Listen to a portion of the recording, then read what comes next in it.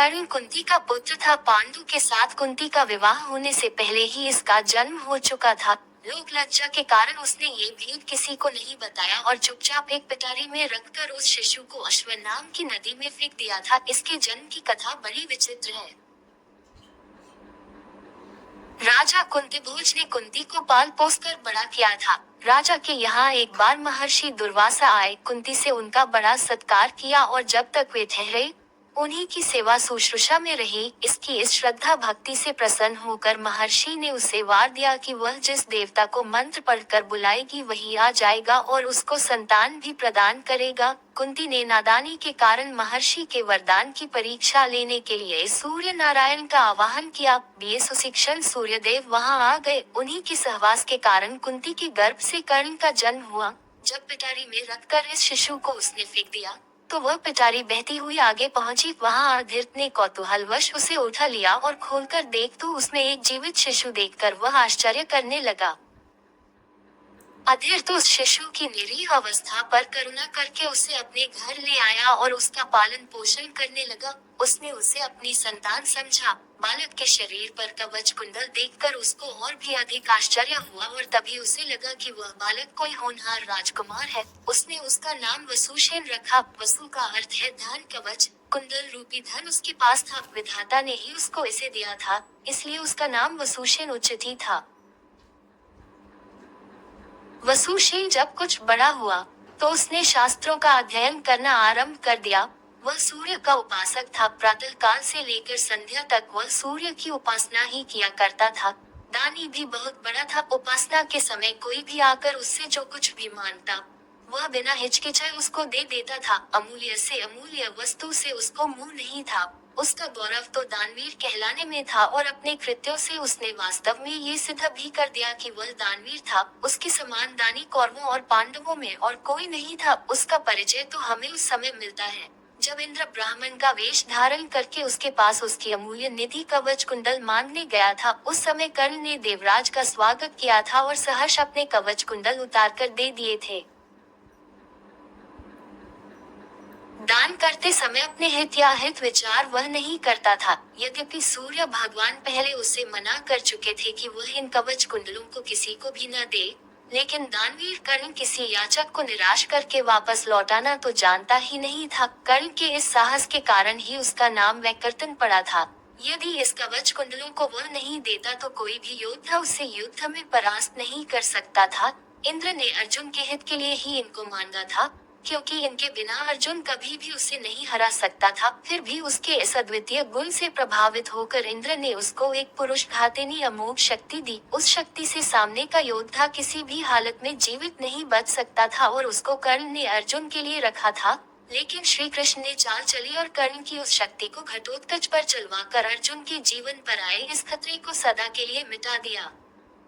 घटोत्कच जो आकाश में विचरण करके कौरवों पर अग्नि की वर्षा कर रहा था और जिसने एक बार तो सारी सेना को पूरी तरह विचलित कर डाला था, शक्ति लगते ही निर्जीव होकर पृथ्वी पर गिर पड़ा।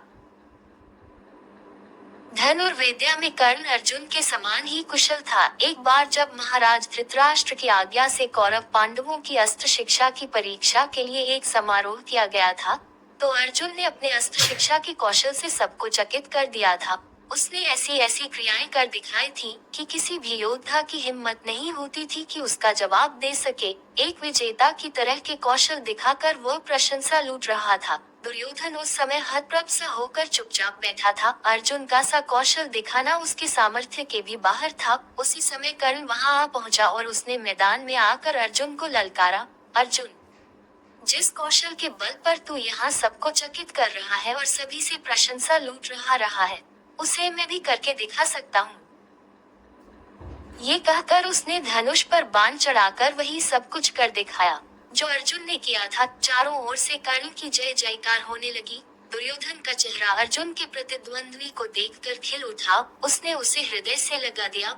उसने उसे अर्जुन के साथ द्वंद्व युद्ध करने के लिए प्रेरित किया। दुर्योधन की बात मानकर उसने अर्जुन को इसके लिए चुनौती दी। अर्जुन द्वंद्व युद्ध के लिए तैयार हो गया। अब झगड़ा बढ़ने की आशंका थी, इसलिए कृपाचार्य ने बीच में हस्तक्षेप करते हुए कहा कि राजकुमार के साथ राजकुमार का ही द्वंद्व युद्ध हो सकता है। चूंकि की कर्ण सूत के द्वारा पाले हुए हैं, इसलिए इनके गोत्र कुल आदि का ठीक ठीक पता न होने के कारण इनको अर्जुन से द्वंद्व युद्ध करने का अधिकार नहीं है। बस यह ऐसी समस्या थी जिसको कर्ण हल नहीं कर सकता था। वह हक्का बक्का सा अर्जुन का मुंह उतार कर रह गया। दुर्योधन को भी इससे धक्का लगा, क्योंकि कर्ण के द्वारा अर्जुन का मान चूर्ण करने की उसकी ही तो योजना थी। जब कर्ण इस दुविधा में पड़ा हुआ आगे अपने पैर नहीं बढ़ा सका, तो दुर्योधन ने उसे राजाओं की श्रेणी में लाने के लिए अंग देश का राज्य दे दिया। राजा होने के नाते अब वह अर्जुन या अन्य किसी राजकुमार के साथ युद्ध कर सकता था। वह इसके लिए उतारू भी था, लेकिन संध्या होने के कारण यह वाद विवाद थम गया और सब अपने अपने घर चले गए।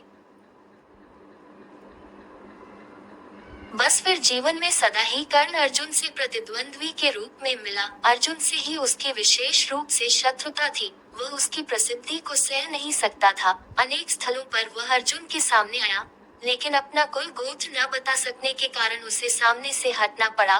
वह सूत पुत्र कहलाता था, क्योंकि सूत ने ही उसको पाला था। इसी कारण द्रौपदी के स्वयंवर में भी घूमती मछली की आंख बेधने की सामर्थ्य रखते हुए भी उसको अवसर नहीं दिया गया। स्वयं द्रौपदी ने ही सूत पुत्र कहकर उसका अपमान किया था और उसकी पत्नी बनने से इनकार कर दिया था। सूत पुत्र को क्षत्रिय कन्या का वरण करने का अधिकार नहीं है। ये शब्द शूल की तरह उसके हृदय में चुभ गए थे और वह लहू के घूंट पीकर अपने स्थान पर आ बैठा था। लेकिन द्रौपदी के प्रति उसकी घृणा इतनी बढ़ गई थी कि भरी सभा में दुशासन ने द्रौपदी को नंगा करना चाहा था, तो उसने इसका तनिक भी विरोध नहीं किया था, बल्कि द्रौपदी की हंसी उसने लड़ाई थी। जब दुर्योधन के भाई विकर्ण ने कौरवों के इस घृणित व्यवहार की निंदा की थी, तो कर्ण ने उससे कहा था, विकर्ण, तुम अपने कुल की हानि करने के लिए पैदा हुए हो। अधर्म अधर्म तुम पुकार रहे हो।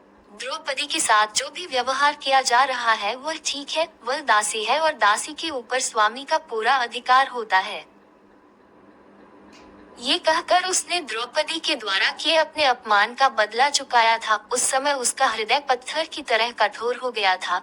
जैसे भी बन पड़ा उसने द्रौपदी का अपमान किया, उसे 5 पुरुषों की व्यभिचारिणी स्त्री कहा और हर तरह से उसे धिक्कारा। उस समय प्रतिशोध की आग में जलते हुए उसने उचित अनुचित का विचार बिल्कुल छोड़ दिया। द्रौपदी को नंगी देखने और दिखाने की उसकी इच्छा थी। इससे स्पष्ट होता है कि कर्ण प्रतिशोध की भावना के आगे सत्य, न्याय और धर्म की भावना को पूरी तरह भूल जाता था। यह उसके चरित्र की दुर्बलता ही है।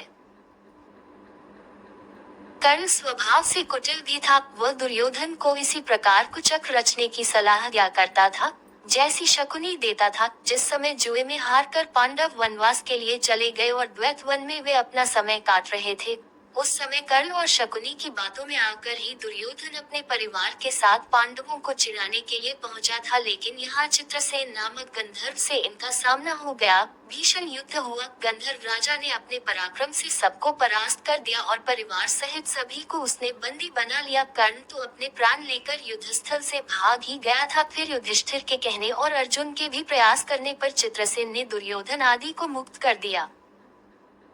कर्ण अहंकारी भी बहुत था। उसे अपने पराक्रम पर बड़ा घमंड था और बार बार दुर्योधन को प्रसन्न करने के लिए वह कहा करता था कि वह एक क्षण में ही अर्जुन को मार गिराएगा। इसके लिए भगवान परशुराम द्वारा सिखाए हुए अपने अस्त्र कौशल की दुहाई देता था। यहाँ तक कि भीष्म पितामह, गुरु द्रोणाचार्य आदि के सामने भी वह अपनी शेखी बघारने से बाज नहीं आता था।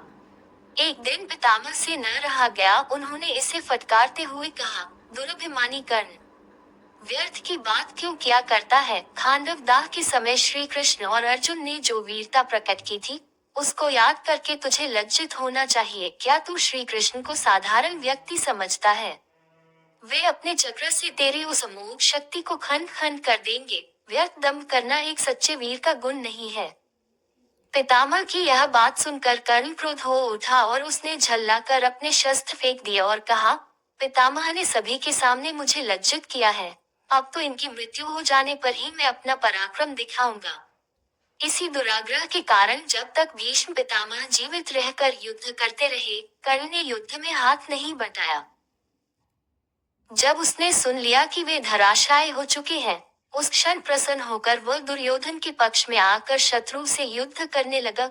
गुरु द्रोण के पश्चात कौरव सेना का तीसरा सेनापति वही था। इस वृतांत से यही स्पष्ट होता है कि वह अत्यधिक क्रोधी स्वभाव का था। सदा अहंकार में उसकी बुद्धि डूबी रहती थी और इस कारण बुद्धिमानों की बातें भी बुरी लगती थी। इसके विपरीत अर्जुन धीर बुद्धि और विनयशील था।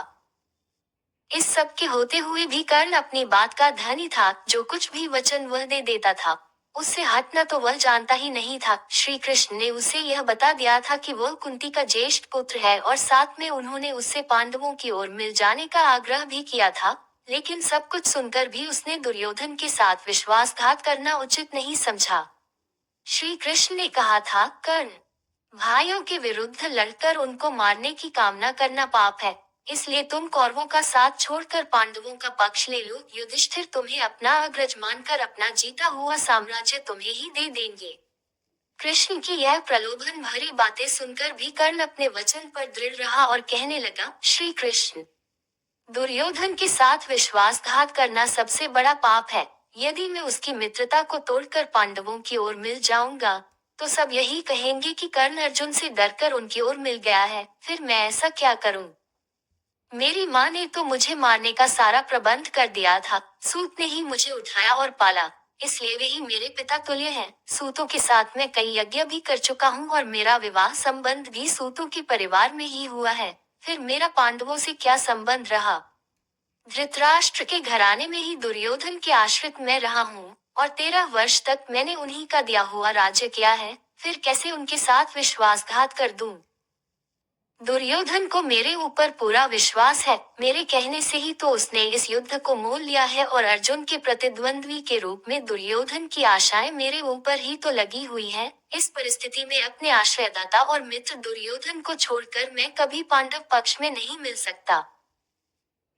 फिर यदि एक बार मैं मिल भी गया तो युधिष्ठिर जो राज्य मुझे देगा उसे अपने वचन के अनुसार मुझे दुर्योधन को देना होगा। इससे तो पांडवों का सारा प्रयत्न ही निष्फल चला जाएगा। ये सभी कुछ सोच विचार कर मैं निश्चय पूर्वक कहता हूँ कि मैं मित्र दुर्योधन का साथ छोड़कर और किसी पक्ष में नहीं मिल सकता। लेकिन हाँ, यह वचन अवश्य देता हूँ कि युद्ध में मेरा प्रतिद्वंद्वी केवल अर्जुन ही है। उसके सिवा किसी पांडव का वध मैं नहीं करूंगा। कर्ण का ये कथन उसके चरित्र की महानता पर प्रकाश डालता है।